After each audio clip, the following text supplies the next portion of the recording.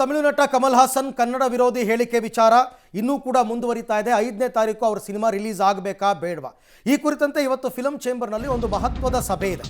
ಕ್ಷಮೆ ಕೇಳದೆ ತಮಿಳು ನಟ ಮೊಂಡುವಾದವನ್ನು ಮುಂದುವರಿಸಿರೋದು.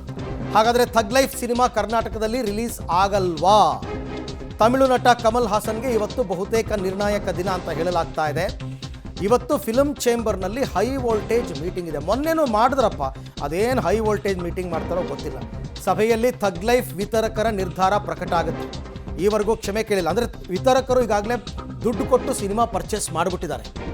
ಆದರೆ ಥಿಯೇಟ್ರ್ನವರು ನಾವು ಹಾಕಲ್ಲ ಅಂತ ಇದ್ದಾರೆ, ಮಲ್ಟಿಪ್ಲೆಕ್ಸ್ನಲ್ಲಿ ನಾವು ಹಾಕಲ್ಲ ಅಂತ ಇದ್ದಾರೆ. ಈಗ ವಿತರಕರು ಏನು ಮಾಡಬೇಕು ಅಂತಕ್ಕಂಥದ್ದು ಪ್ರಶ್ನೆ. ಜೊತೆಗೆ ಅದು 4 ಭಾಷೆನಲ್ಲಿ ರಿಲೀಸ್ ಆಗ್ತಾ ಇದೆ. 5 ಭಾಷೆ ಪ್ಲಾನ್ ಇತ್ತು, ಕನ್ನಡನೂ ಸೇರಿ. ವಿತರಕರ ಮಾತು ಕೇಳಿದಾಗಲೇ ಕೋಪ ಬಂದ್ಬಿಟ್ಟಿತ್ತು. ಏನು ಅಂದ್ರೆ ಅವ್ರನ್ನ ಹೋಗ್ಬಿಟ್ಟು ಕನ್ವಿನ್ಸ್ ಮಾಡ್ತೀವಿ, ಕ್ಷಮೆ ಕೇಳಕ್ ಹೇಳ್ತೀವಿ ಅವ್ರ ಹತ್ರಿಂದ ಅಂತೆಲ್ಲ ಹೇಳ್ತಾ ಇದ್ದಾರೆ. ಇವರು ಫಿಲ್ಮ್ ಚೇಂಬರ್ನವ್ರು ಹೇಳ್ತಾರೆ, ನಮಗೆ ಫೋನ್ ಕಾಲ್ ಸಂಪರ್ಕಕ್ಕೆ ಸಿಕ್ತಿಲ್ಲ ಅವರು ಅಂತ. ಅಂದ್ರೆ ಏನ್ ಗೊತ್ತಾ, ಇವ್ರಿಗೆ ತಮ್ಮ ಲಾಭಗಳನ್ನ ಮಾತ್ರ ನೋಡ್ಕೊಳ್ಳೋ ಹಂಗಿದೆ. ಇಲ್ಲಿ ರಾಜ್ಯದಲ್ಲಿ ಭಾಷೆಯ ವಿಚಾರದಲ್ಲಿ ಅವ್ರಿಗೆ ಗೌರವ ಇಲ್ವಾ? ಹೋಗಿ ಕೇಳ್ಕೊಂಡ್ ಬರ್ತೀವಿ, ಕನ್ವಿನ್ಸ್ ಮಾಡ್ತೀವಿ. ಯಾವ ಭಾಷೆ ನಂಗೆ ಇಲ್ಲಿವರೆಗೂ ಅರ್ಥ ಆಗ್ಲಿಲ್ಲ. ಕನ್ವಿನ್ಸ್ ಅಂತೆ. ಟೆಕ್ನಿಕಲಿ ಬ್ಯಾನ್ ಮಾಡಿದೀವಿ ಅನ್ನೋ ಪದವನ್ನ ಬಳಸಕ್ಕಾಗಲ್ಲ.